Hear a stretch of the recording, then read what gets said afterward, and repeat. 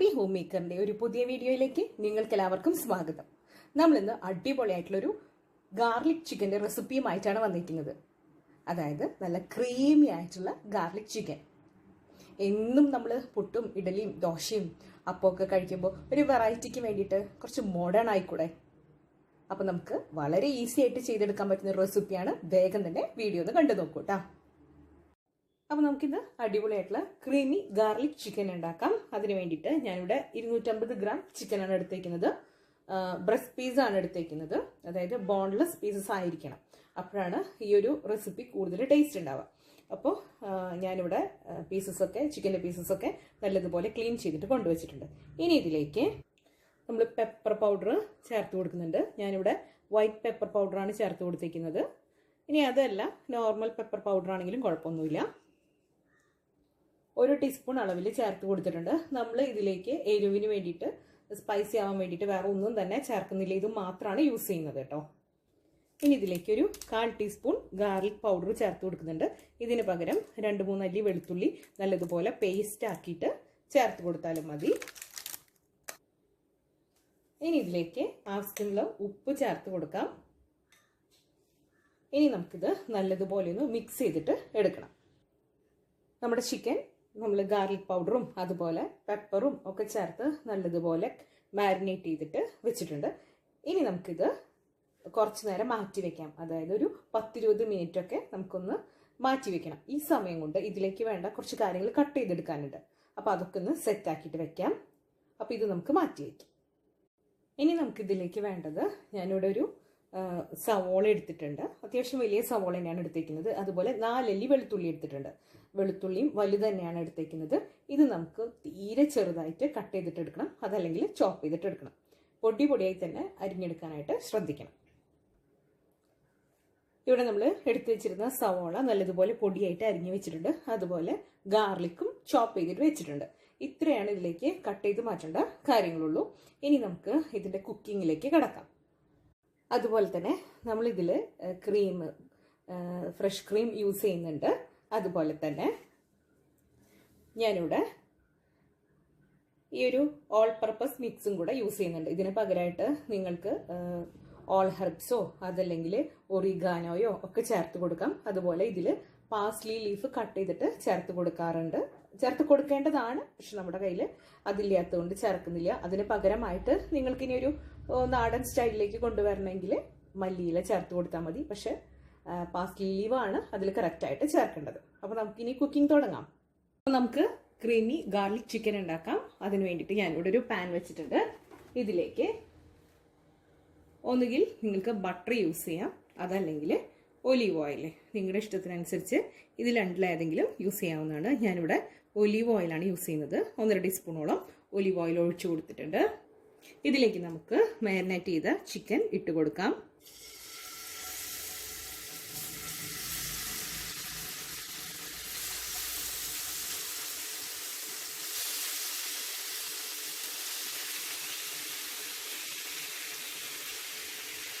നമ്മൾ ഇങ്ങനെ ചിക്കൻ ചെറുതായി കട്ട് ചെയ്ത് ഇടുന്നതിന് പകരമായിട്ട് ചിക്കൻ്റെ ബ്രസ്റ്റ് പീസ് ഉണ്ടല്ലോ, അതൊരു 2 പീസായിട്ട് നീളത്തിൽ കട്ട് ചെയ്തതിന് ശേഷം ഇതുപോലെ മാരിനേറ്റ് ചെയ്തിട്ട് കുക്ക് ചെയ്തിട്ട് എടുക്കാം. അതാകുമ്പോൾ കുറച്ച് അധികം നേരം കുക്ക് ചെയ്യേണ്ടി വരും. നമ്മുടെ മീറ്റ് കുക്കായിട്ട് വരണമല്ലോ, അങ്ങനെയും ചെയ്യുന്നവരുണ്ട് കേട്ടോ.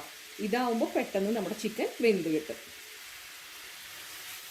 പാനിലിട്ട് നല്ലതുപോലെ ഒന്ന് മിക്സ് ചെയ്തിട്ട് എടുക്കാം.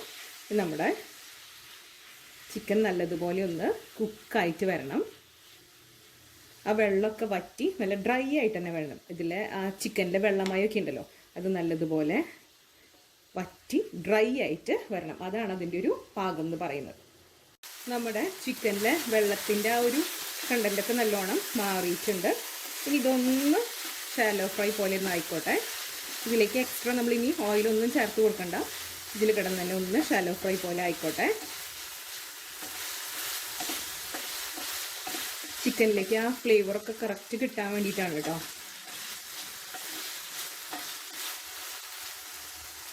അപ്പം നമ്മുടെ ചിക്കൻ നമുക്ക് ആവശ്യത്തിനുള്ള കുക്കായിട്ട് കിട്ടിയിട്ടുണ്ട്. ഇനി നമുക്കിതൊരു പാത്രത്തിലേക്ക് മാറ്റാം. ചിക്കൻ മുഴുവൻ നമുക്ക് ഇതിൽ നിന്ന് കോരി മാറ്റാം. ഇനി നമുക്ക് സെയിം പാനിലോട്ട് ബാക്കിയുള്ള ഒലിവ് ഓയിലിലേക്ക് നമ്മുടെ ഗാർലിക് ചോപ്പ് ചെയ്തതാണ് ആദ്യം ചേർത്ത് കൊടുക്കേണ്ടത്. അപ്പോഴാണ് നമ്മുടെ ഈ ഒരു ഐറ്റത്തിന് നല്ലൊരു ഫ്ലേവർ ഉണ്ടാവുക. ഇതൊന്ന് നമുക്കൊന്ന് വഴറ്റിയെടുക്കാം. മുരിഞ്ഞു പോകേണ്ട ആവശ്യമില്ല, ജസ്റ്റ് നല്ലതുപോലെ ഒന്ന് വഴറ്റിയാൽ മാത്രം മതി.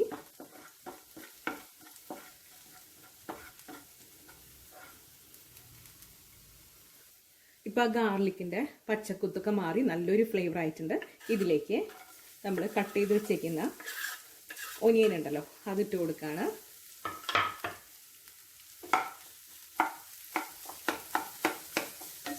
ഇതും നല്ലതുപോലെ നമുക്ക് വഴറ്റിയെടുക്കണം. അതേസമയം നമ്മുടെ ഉള്ളി ബ്രൗൺ കളർ ആവേണ്ട, സവോള ബ്രൗൺ കളർ ആവേണ്ട ആവശ്യമൊന്നുമില്ല. നല്ലതുപോലെ വഴറ്റിയെടുത്താൽ മാത്രം മതി.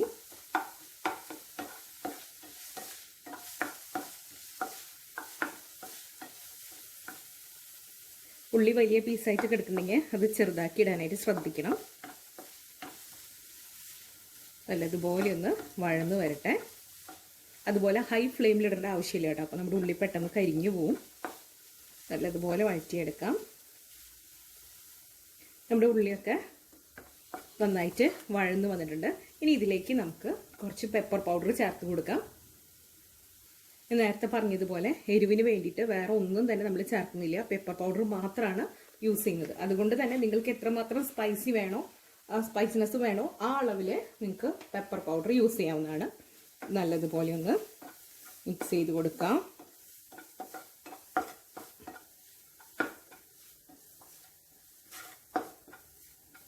ആ ഒരു പൊടികളുടെ പച്ചക്കുത്തൊന്ന് മാറിക്കോട്ടെ. നമുക്ക് നേരത്തെ മാറ്റി വെച്ചിരുന്ന ചിക്കൻ ഉണ്ടല്ലോ, അത് ചേർത്ത് കൊടുക്കാം.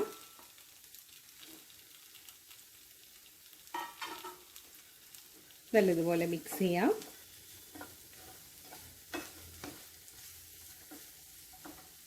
ഇനി ഇതിലേക്ക് നമുക്ക് നല്ല ചൂടുള്ള വെള്ളം, തിളച്ച വെള്ളമായാലും കുഴപ്പമില്ല, ചേർത്ത് കൊടുക്കാം.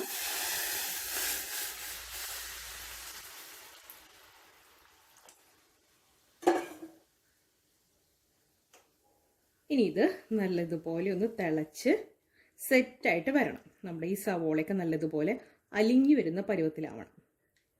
ഇത് നല്ലതുപോലെ ഒന്ന് തിളച്ചോട്ടെ. ചിക്കൻ ഇവിടെ നല്ലതുപോലെ തിളച്ച് വന്നിട്ടുണ്ട്.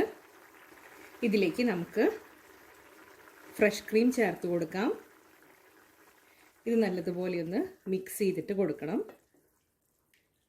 നമുക്ക് നല്ലതുപോലെ മിക്സ് ചെയ്തിട്ട് കൊടുക്കാം.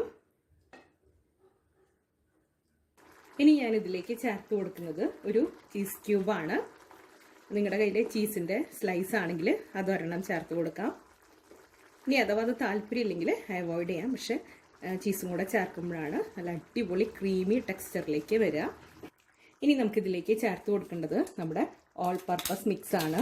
അതല്ലെങ്കിൽ അതിന് പകരമായിട്ട് നിങ്ങൾക്ക് ഒറിഗാനോയോ അല്ലെങ്കിൽ ഓൾ ഹെർബ്സോ എന്ത് വേണമെങ്കിലും ചേർത്ത് കൊടുക്കാവുന്നതാണ്. അപ്പോൾ അത് നമുക്ക് ആവശ്യാനുസരണം ഫ്ലേവറിനനുസരിച്ച് ചേർത്ത് കൊടുക്കാവുന്നതാണ്. ഇനി നമുക്കിതിലേക്ക് ചേർത്ത് കൊടുക്കാനുള്ളത് പാസ്ലി ലീവ്സ് ചെറുതായിട്ട് കട്ട് ചെയ്യുന്നതാണ്. അതിപ്പോൾ എൻ്റെ കയ്യിൽ ഇല്ലാത്തത് കൊണ്ട് ഞാൻ ചേർത്ത് കൊടുക്കുന്നില്ല. ഈ ഒരു സമയത്ത് നമുക്ക് സ്റ്റൗ ഓഫ് ചെയ്യാം. അതുപോലെ തന്നെ ഇതിലാവശ്യമായിട്ടുള്ള പെപ്പറിൻ്റെ ആ ഒരു എരിവും അതുപോലെ ഉപ്പൊക്കെ ഉണ്ടോ എന്ന് നോക്കാം. ആദ്യമേ ഒരുപാട് ഉപ്പിട്ട് കൊടുക്കരുത്. ചീസിലും ഒക്കെ ഉപ്പുള്ളതാണ്. അതുപോലെ നമ്മൾ ചിക്കൻ വേവിക്കുമ്പോൾ ഉപ്പ് ചേർത്തിട്ടുള്ളതാണ്, അതൊക്കെ ശ്രദ്ധിക്കണം. അതുപോലെ ഇനി ഇതിൽ ചേർക്കാനുള്ളത് പാസ്ലി ലീവാണ്, ചെറുതായി ചോപ്പ് ചെയ്തത്. അതെൻ്റെ കയ്യിൽ ഇല്ലാത്തത് കൊണ്ട് തന്നെ ഞാനത് ചേർക്കുന്നില്ല. അപ്പോൾ നമ്മുടെ അടിപൊളിയായിട്ടുള്ള ക്രീമി ഗാർലിക് ചിക്കൻ ഇവിടെ റെഡി ആയിട്ടുണ്ട്. ഇത് നമുക്കൊരു ഡിന്നർ മീലായിട്ട് തന്നെ കഴിക്കാവുന്നതാണ്. കുറച്ച് വെജിറ്റബിൾസൊക്കെ കട്ട് ചെയ്ത് സാലഡും ഇതും മാത്രമായാലും മതി. അതല്ലെങ്കിൽ ഇതിൻ്റെ കൂടെ ബ്രെഡ് ആയാലും മതി. ഇനി നിങ്ങൾക്കൊരു ഹെവി മീലായിട്ടാണ് വേണ്ടതെങ്കിൽ നാൻ്റെ കൂടെയും ചപ്പാത്തിയുടെ കൂടെയും ഒക്കെ ഇത് കഴിക്കാവുന്നതാണ്. അപ്പോൾ ഇന്നത്തെ അടിപൊളിയായിട്ടുള്ള വളരെ ടേസ്റ്റി ആയിട്ടുള്ള ക്രീമി ഗാർലിക് ചിക്കൻ ഇവിടെ റെഡി ആയിട്ടുണ്ട്. ഇത് കുട്ടികൾക്കൊക്കെ ഇഷ്ടപ്പെടും എന്ന കാര്യത്തിൽ ഒരു സംശയവും വേണ്ട. മുതിർന്നവർക്കായാലും നമുക്ക് ഡിന്നറിന് ഒരു ബൗളിൽ ഈ ഒരു ക്രീമി ഗാർലിക് ചിക്കനും അതിൻ്റെ കൂടെ 2 കഷ്ണം ബ്രെഡോ അല്ലെങ്കിൽ ബണ്ണോ അതെല്ലാം കുറച്ച് ഹെവി ആയിട്ട് വേണമെങ്കിൽ 2 ചപ്പാത്തിയോ നാനിൻ്റെ ഒപ്പം ഒക്കെ കഴിക്കാവുന്ന അടിപൊളിയായിട്ടുള്ളൊരു ചിക്കൻ്റെ റെസിപ്പിയാണിത്.